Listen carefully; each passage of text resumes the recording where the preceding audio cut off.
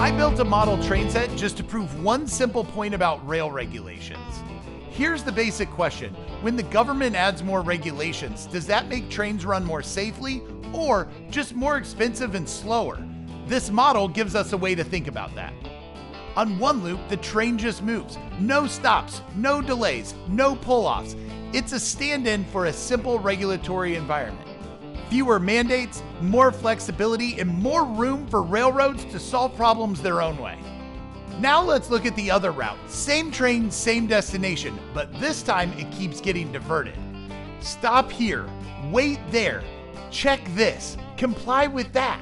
Every pull-off adds friction, and in economics, friction means time, cost, and fewer options. First stop, the two-man crew mandate. This rule locks in one staffing model regardless of route, technology, or operating conditions. While safety outcomes can be achieved with new systems, sensors, and automation, a blanket staffing mandate will raise labor costs without necessarily increasing safety. Second stop, compliance costs. More inspection, more reporting, more equipment mandates, and more penalties means more overhead.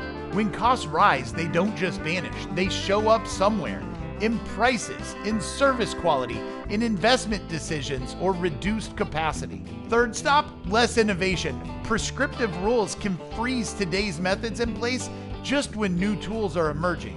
If companies have to satisfy rigid mandates, they may spend less time experimenting with new technologies and more time checking boxes. We now arrive at the destination. Freight rail companies already have a strong incentive to avoid wrecks, cargo losses, insurance spikes, reputational damage, or crew turnover.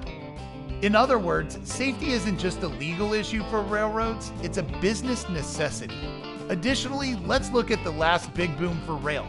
It wasn't led by a radical conservative. It was led by none other than Jimmy Carter, and his reforms led to an era of deregulation, which culminated in freight rail reforms and more market flexibility. Reducing unnecessary burdens helped railroads become more efficient, more financially stable, and better able to invest in infrastructure. And here's the broader economic concern. If rail becomes slower and more expensive, freight doesn't disappear, it shifts.